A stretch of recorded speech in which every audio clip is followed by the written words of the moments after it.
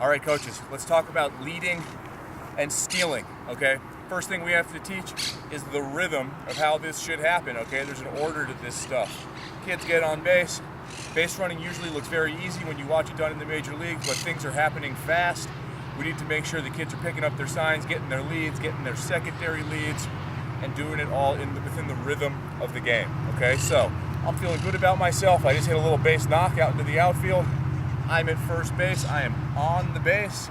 I'm looking at my third base coach who's giving me signs, okay? He's down there rifling off his signs.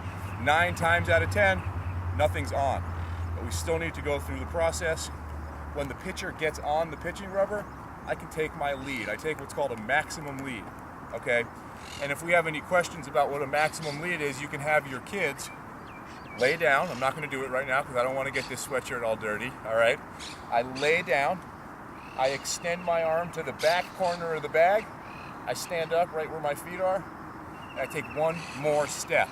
That's called a maximum lead. That means I'm going to be able to take one step back to the bag and dive in safely, okay? And I kind of know my range there, okay? So I have my lead, and it's really important that we make our kids focus and concentrate when they're running the base. But to focus and concentrate, they need to be able to focus and concentrate on something. And that something is the pitcher's feet. Okay, they need to be watching the heels of the pitcher. If the pitcher moves his front heel, he's delivering the pitch. If he moves his back heel, he's throwing a pick. So they're just looking at the pitcher's feet. Okay, so they have a good maximum lead. We're looking at the pitcher's feet. If the pitcher picks, they're back to the bag.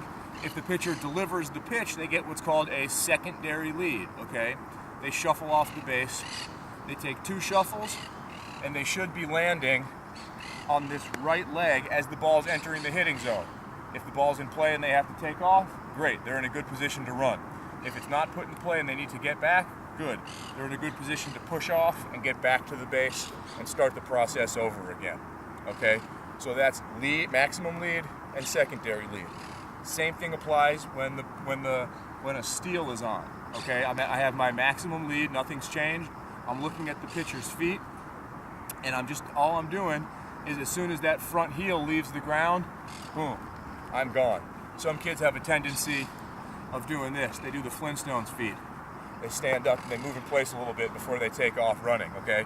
We want them to be right here, and they need to have a good first step. This foot can trigger a little bit.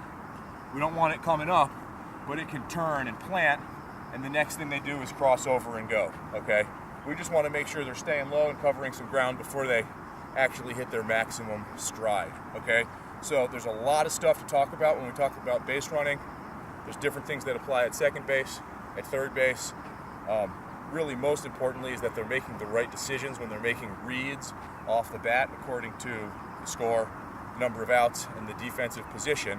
But this is one isolated thing where we can start at first base, doing a good job with picking up our signs, getting a primary lead, getting a secondary lead, getting a good jump when we need to steal bases. All right?